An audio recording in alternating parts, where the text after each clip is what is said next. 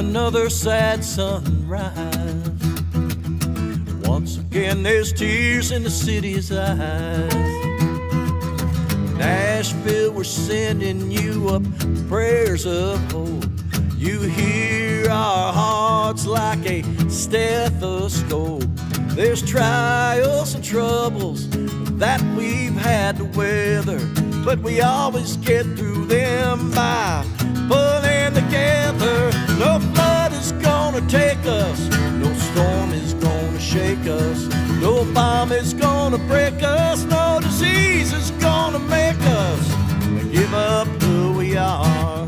We're Nashville strong, we carry on. And there's no place I'd rather be than Music City, Nashville, Tennessee. Nashville strong.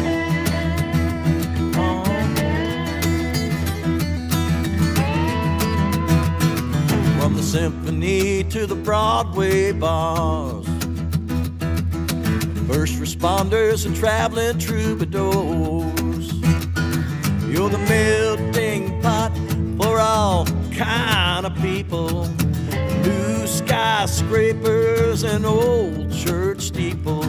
There's magic in the air that gets turned into songs that the whole world comes to know and loves to sing along. No flood is gonna take us, no storm is gonna shake us, no bomb is gonna break us, no disease is gonna make us give up who we are. We're Nashville strong, we carry on.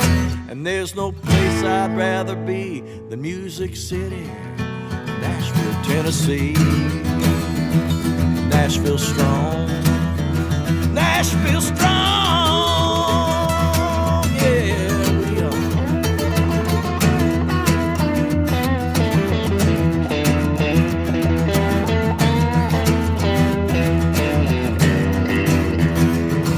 You're the place where dreams come true. You're the wish of every star. You're the lyrics and the music. You're the strum of my guitar. And no flood is gonna take us, no storm is gonna shake us, no bomb is gonna break us, no disease is gonna make us give up who we are. We're Nashville strong, we carry on. And there's no place I'd rather be than Music City, Nashville, Tennessee. Nashville strong, Nashville strong, Nashville strong.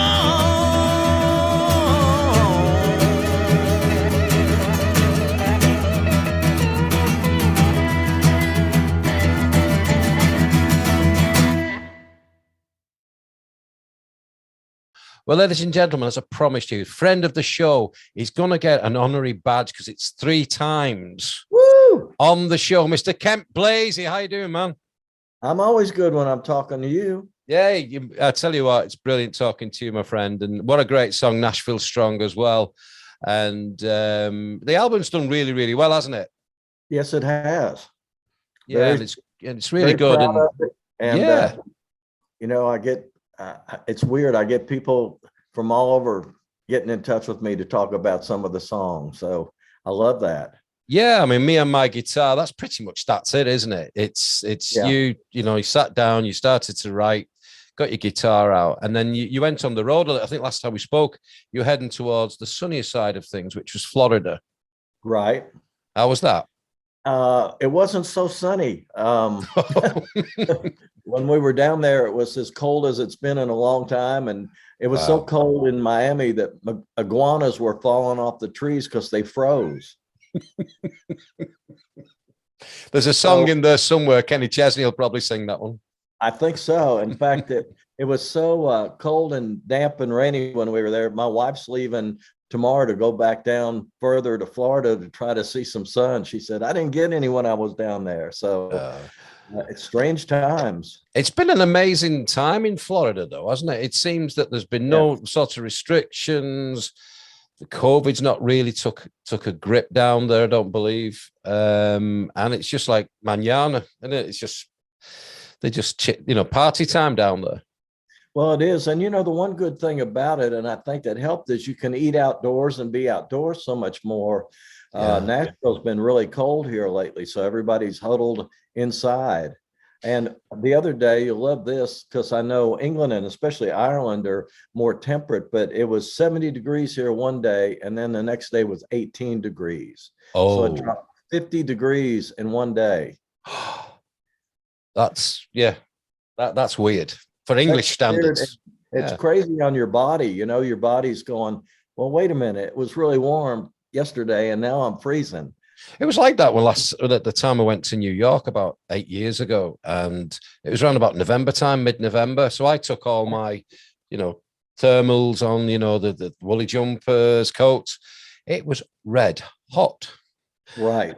And I remember being at the Statue of Liberty and nearly fainting with heat, because I said I have to go and buy a couple of t-shirts, your normal sort of picture of the statue on it, like, the sort of tourist stuff, and then day coming back, I said to my wife, I said, oh, the temperature's dropped here, so we had a couple of hours around, just top and tail in the sort of museums and stuff.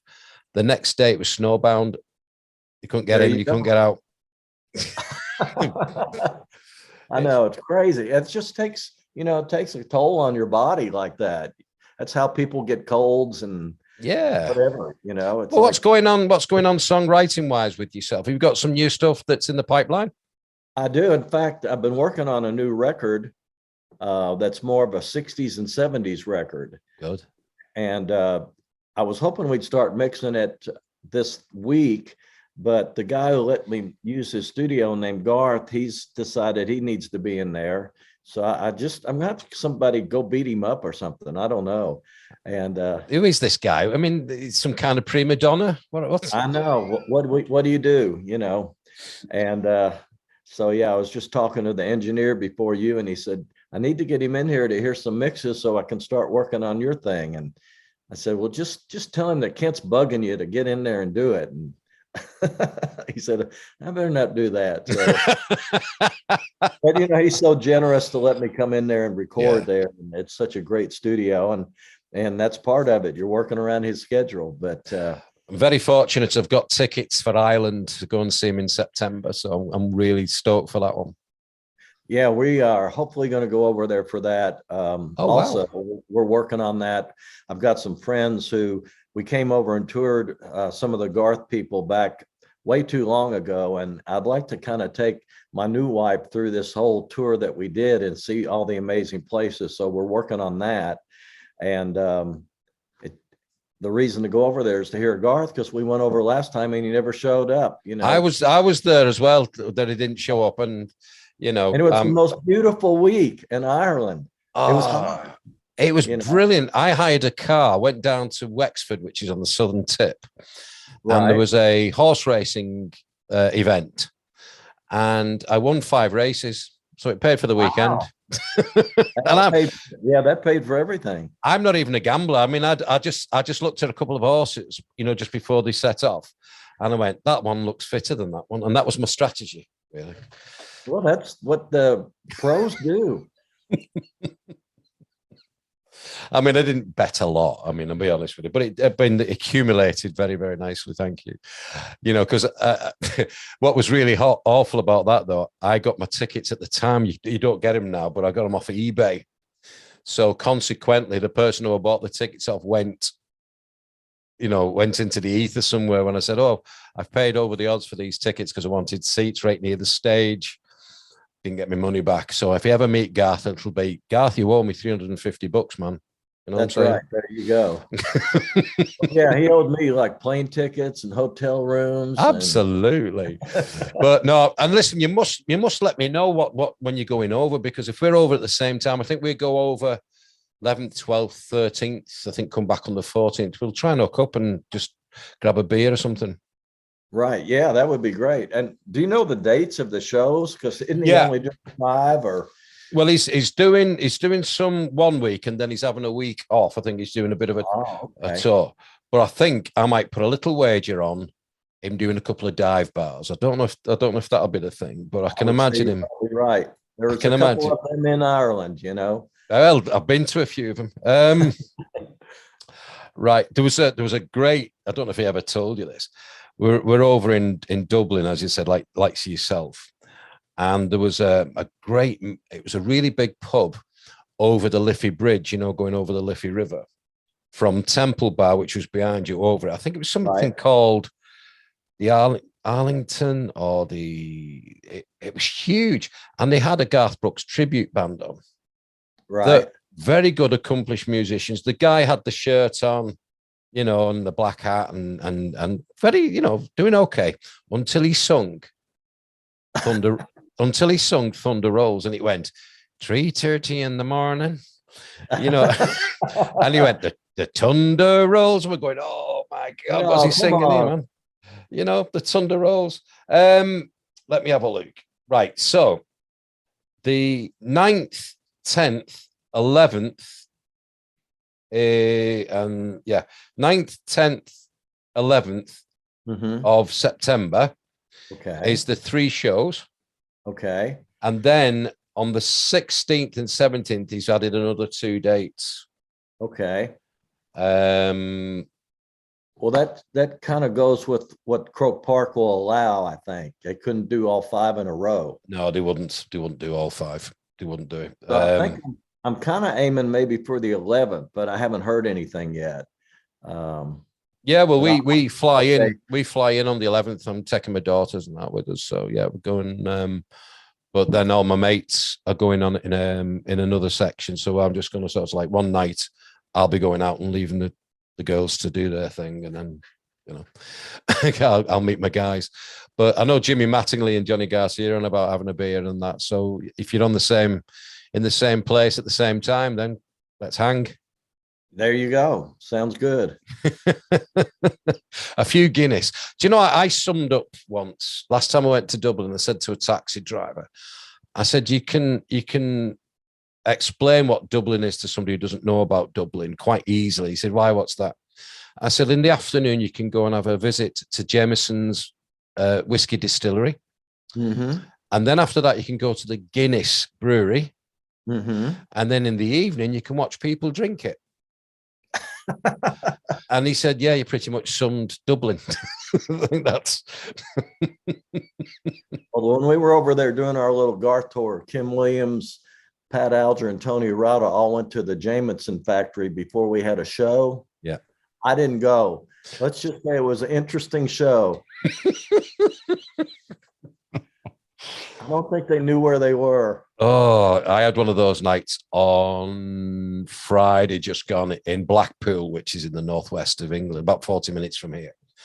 And there was a little bar, and they call it the Dirty Blondes. Now it sort of gets your imagination going, but it's not that bad. It's more of a small bar, smaller than the Bluebird, but it's got that vibe about it. Right. And they wanted to start doing a few country nights here and there, and people were coming in listening to country music, singer-songwriter stuff and that. And it finished at 2 a.m. And about another 3 hours later, we're still drinking. So it's quite fun. Yeah. 5 o'clock in the morning. Yeah. And then on the Saturday evening, I had a 3.5-hour drive to do a gig on my own. So that was quite interesting. Ooh. Well, that's living the rock and roll life, you know. Let me just say, I've been paying for it for 2 days since. Anyway, so you've got something new coming through the sort of back door. You've got it all lined up to record, and live music wise, have you got something lined up for you? Well, it's interesting. I haven't had too many things done in Nashville lately, but next week I have 3 shows. I have a benefit I'm doing, and then I've got, let me see, Pat Alger and I are doing something in Columbia, Tennessee for Rory Feek. And then the next night I'm doing the Listening Room, which is kind of the newest listening room for songwriters in Nashville. Brilliant. And I'm working on trying to get John Party's band to do a record release with me at the Listening Room when we get this record done.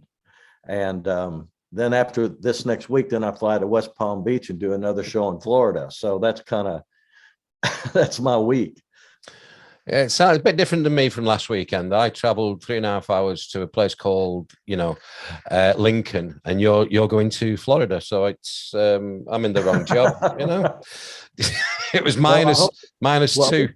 Yeah, we'll be 3 hours on a plane, I think, and then an hour and a half from from Fort Lauderdale to West Palm to drive, and then we do the gig. And it's a gig that Leslie Satcher and I have been doing for 17 years to benefit a school in West Palm Beach for kids who want to be actors and producers and writers and songwriters and all that. So it's pretty cool.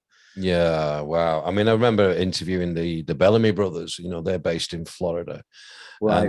And that was at the peak of the pandemic. And they were just going, they're just cracking, just doing their own stuff. Well, we were down around where they live right when it kind of started, and it was like stepping into a different reality. Nobody cared that nobody was wearing masks, or nobody acted like there was a pandemic going on. And so my wife and I kind of stayed away from crowds and stuff, but we just kind of watched them all walk around like, oh, there's nothing going on. And like, okay. Okay. So this is the £64 million, dollar question. Okay. What have you planned for your wife for Valentine's? Well, we before we were together, neither one of us liked Valentine's Day. But since we've been together, it's just fun to celebrate that neither one of us liked Valentine's Day. So we are getting a meal tonight that somebody's making, kind of to make it special. And then we're both big Reese's Cup fans. So I went and found her little hearts with Reese's Cups on them. And that was her present this morning, which she loved that. Smooth. You're smooth. Yeah, so then tomorrow morning, she leaves on a plane to go to Florida. So yeah. And the chocolate will melt there. Definitely. Yeah, she might have to leave those here with me. I don't Absolutely. know. And I think it's only right that a guy for his girl should actually test the food that he gives her before he gives it. I think that's only right. I agree with that. So what are you doing? Nothing really. Nothing. Okay. I'm just doing this stuff, But I tell you what I like. Is it big in England like it is here, Valentine's Day, or huge? Yeah, absolutely huge. Yeah. And you see the garages dotted around about 4 hours ago, and guys going, have you got any cards? Have you got any flowers? You got it's big queues. But no, it's quite interesting really, because they have different words now. What's the one? Galentine's, where the girls will go out if they haven't got a partner, and they will celebrate that. There you go. Okay. And I said to my mates, my friends, I said, we should have a Palentine's then, we should have a Palentine's Day, but for all the pals, all the guys. Or the ones that are single could find out where the Galentine parties are and show up for those. I like the way you're thinking there. I like it. Well, we've got the big event coming up in the next 3 to 4 weeks, the C2C in England, the country to country.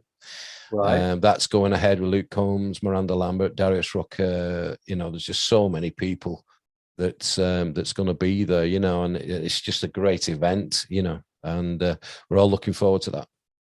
Well, I'm so glad that England's opened up for that, because my friend in Ireland said that it's still been really bad over there in Ireland. Yeah. More so than you guys. And he said, I don't get it. We're an island. How can that be?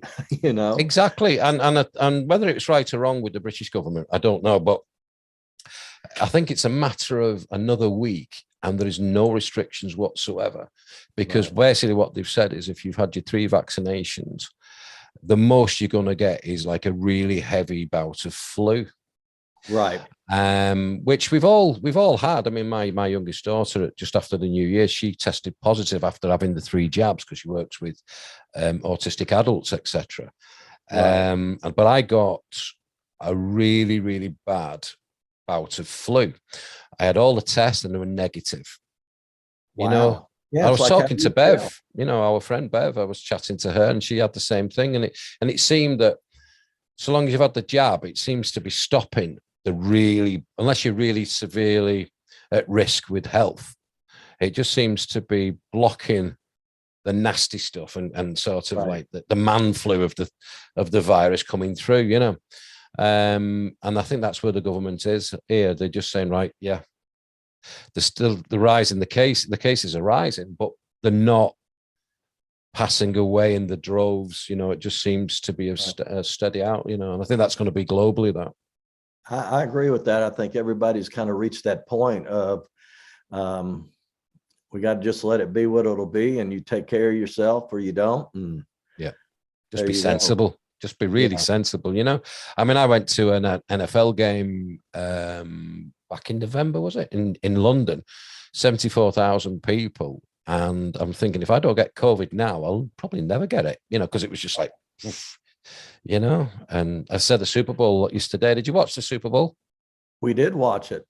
Yeah, it was quite an interesting game, wasn't it? Yeah, it was a good game, and all the ones leading up to it had been really good too, down to the last minutes, seconds, whatever. So yeah, I mean, the one I saw in London, I think it was at Jacksonville Jaguars were winning, and then Miami just kicked the field goal and won within seconds. Yep. And it's been like that all the way through, hasn't it? It's just been amazing. And I thought Cleveland would have it sewn up really after watching them. But it's nice to see somebody else winning it rather than the usual suspects, isn't it, really, I suppose? It is. All the people that were supposed to win it got upset just about. So, well, I thought Tennessee was in the mix at one point, and I thought, I think the Titans are going to have a go. Yeah, they had a go at it and they didn't get it. Well, I'm trying to that day. I'm trying to convince my team that Washington to actually do something else. Go to the is it XFL? Try that one. You might win that one. Oh, it's just crazy, man. But before we finish, I think I've mentioned this before, the monument question, and people that's inspired you. I've changed it now. And let's see if you can think of other people that you can bring. I recently wrote a song called Fire Pit Friends, and about, gang of friends just hanging around a fire pit, pass the guitar, have some beers, have a steak. I'm not recording it, I just do it live. And it's all about celebrating friendship. And when you're down because of lockdown and things, we pull each other up. So it got me thinking a little bit about changing the question. So you've got a fire pit party, and there's steaks going, there's buds flowing, there's guitars are being passed around. 5 people have been sent an invite by you to come to your fire pit party. Who would those 5 people be? Well, I'd send it to you, but you'd say you're busy. You don't want to fly that far for a fire pit party. No, listen, if you send me an invite, I will be there because I need to come to Nashville anyway. So, yeah. Yeah, because see, we don't have steaks for fire pit parties around here. So I think you could bring the steaks and that would be really good. Might not get it through customs, but I'll have a go. Yeah. There you go. My first person would be Corey Batten. And Corey and I have been songwriting together for almost 20 years now, every Thursday. And he wrote She Wouldn't Be Gone for Blake Shelton. Oh, yeah. Getting You Home for Chris Young. But he's like a second son to me. And we just always have so much fun when we're together that I love being around him. So he would be the first person that I would invite. And then the second person would be Marv Green. Great songwriter who wrote Amazed, among many other things, but he's a California guy. So he's always this laid back kind of surfer guy who brings different energy to anything you're doing, And then I'd have to invite Garth because he was really the first person who turned me on to fire pits. He's got a big old fire pit out at his house. And then let me think who else I would invite. Leslie Satcher and her husband, David, because we've been doing a lot of shows together for a lot of years and they're always just a good hang. And got to have a woman in there somewhere, Oh, definitely. And it's quite interesting, really, because there's been quite a number of people been inviting Garth to their fire pit parties. Ali, obviously, Ali Colleen recently, she said, "Oh, I've got to have my dad, my dad there." And I said, and then somebody else said, "Oh, and Garth Brooks," and then somebody said, "Oh, Garth, he's going to be putting some major weight on if he keeps going to these fire pit parties." That's right. I think one artist said, "We've got Dolly Parton, we've got Garth Brooks," and like I said, it can be past and present. They said Johnny Cash, Merle Haggard. I thought, wow, that's one hell of a party right there. But there might be some fighting going on there. I think there might be. There might be. Pass me the guitar. No, I'm singing a song, man. That's right. Drinking and fighting. There's a song there too. I think so. But I wish you good luck with your new stuff. Obviously Bev will keep us in touch with everything that you're doing musically as well, and I wish you good fortune as I always do, mate. And it's been an absolute pleasure speaking to you. Cheer my day up. Same here. Have a great day and a great week, and hopefully I'll see you in Ireland. Oh, you never know. We'll have to. I've got your email anyway, so we'll keep in touch.